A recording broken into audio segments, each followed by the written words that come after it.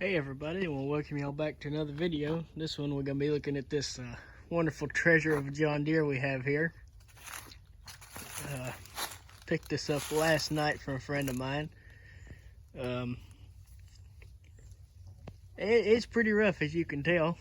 I think this probably going to turn into a parts tractor. But we may fiddle with it and see if we can get it running. Just to have something to fiddle with, if I don't already have enough of that. But I only had to give $40 for it, so we walk to the hedge bush. Normally I don't tell what I pay for stuff, but this one was cheap enough. I don't really mind. I feel like it's probably total junk at this point, but there's an off chance it might not be total junk. So we'll find out later. We'll mess with it some, see if it runs. It's not locked up, so you never know. We may get lucky in this thing. We just work with it some and it just take off. I don't think we'll get that lucky, but there's a chance. So I'm gonna try to get this thing unloaded, and then we may fiddle with it some, and we'll do a better walk around on it. All right. Well, this thing is off the trailer now. This wonderful piece of green and yellow treasure. As I said before, it's a 74 John Deere 140 H1. What the H1 means is that it does not have front remotes, so it's just less hydraulics, which, yeah, I'm not really concerned about remotes. We don't do any snow plowing around here generally, and if I do, I've got that plow for a Cub Cadet, so it can go on one. I'd actually like to put that on the 1000, redo that. Of course, I have to get the 1000 running again. And so I gotta get the 1000 running again, and then get rear tires for it, and then I can mount that after I redo that. So I may go ahead and redo that when I do the deck on the 1282, because I'll already have some of that white paint on hand. But that's getting a little ahead of ourselves. So back to this, which is what we're supposed to be looking at. I don't even know how I got off on that tangent. Anyways, so this is 14 horse, hydrostatic and hydraulic lift. And Carson's supposed to be buying a Cub Cadet that would compete very similar with this, the way this one's optioned. So we may have to do a comparison if we get this thing running and driving, just to see how everything holds up. Two things that one major thing that I much prefer about a Cub Cadet is they have metal hoods. This thing is fiberglass, and like all old John Deeres, because John Deere seems to have always put fiberglass hoods on as far as I can tell, except for maybe the 110, but I've never really been around the 110. They have this fiberglass hood, and it will break so easy. So you can see this one has a hole in it, and then the front's all chipped away. And I don't think I've ever seen a 140 hood that is not just got some blemish of some sort. It also needs a grill, but that's way down the road. We gotta get this thing running and driving first before I want to spend much more money on it. So it's very light, so I guess maybe that's why. I don't know. It just seems to me it'd be hard to take on and off, because I feel like if you tighten it down too tight, it's gonna crumble, and we don't want that.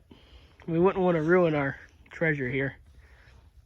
Anyways, the deck is pretty well junk. That was probably going to come off anyway, so appreciate that. That was the hardest part about getting it off. Once I got it over the flat spots on the tires, was about the time that deck decided to catch every piece on the trailer, the very back of it, and then where the wood meets, and then where the trailer hinges. It caught both places, on this side only because the wheel is disintegrated. So yeah, that's gonna come off. Put that, oh, I gotta take my hitch pin out. I use that to help get it off of the trailer. And yeah, and that is a factory panel right there. That's for if you put a sleeve hitch on it. I don't know why they thought the need to put a panel on there instead of just leaving it open, but that's John Deere for you. I found 2 air cleaners in the battery box, as well as the cover, so That's sweet. There was also the nut for the air cleaner. So I guess I got that much out of it. My seat here is all but holding on. I mean, it broke off all the way on this side, I'm pretty sure. Yep. Pretty sure, and the front of it's broke off on the top side. So we have one little piece holding us in. So, you know, the breakneck speeds of this thing may or may not go. We may have to rig us up another seat. The hydro lever is stuck in reverse, so that'll be something to play with. There's supposed to be a knob right here, so I'm sure that disintegrated and they put a nut that disengages your transmission. It pushes your relief valves in so it doesn't build pressure,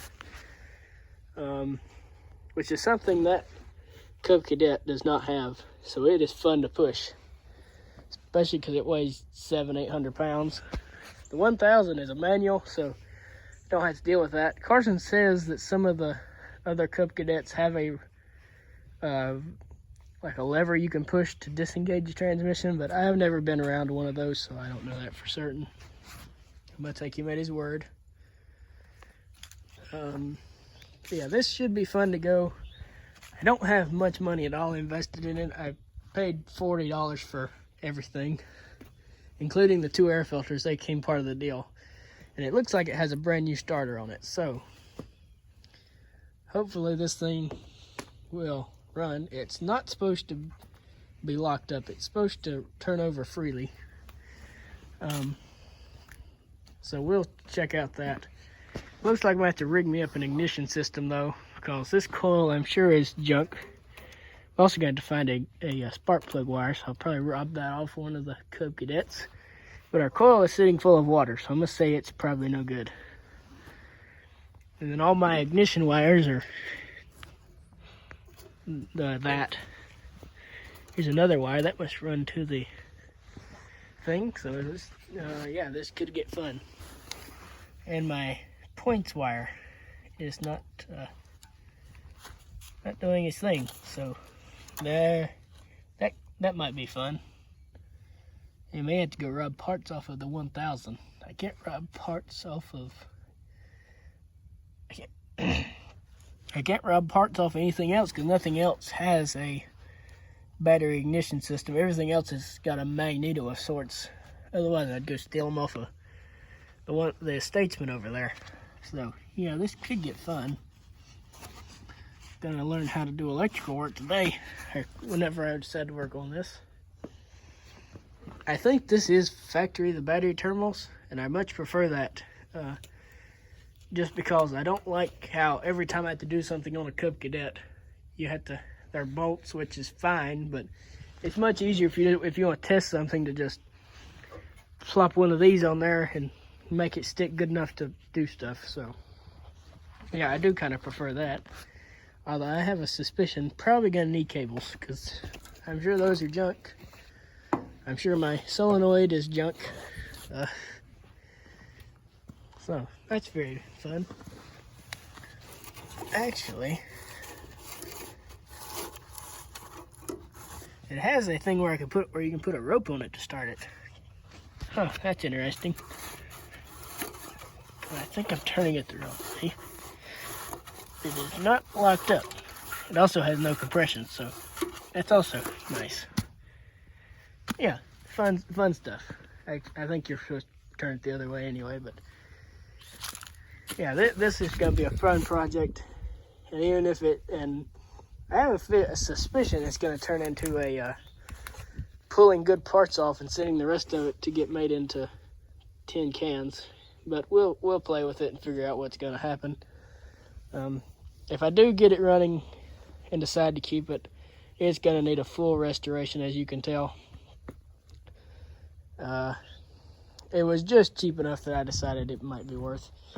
And I got it from a friend of mine, so I felt kind of good about that, I guess. So I don't think I'd have traveled very far to get this.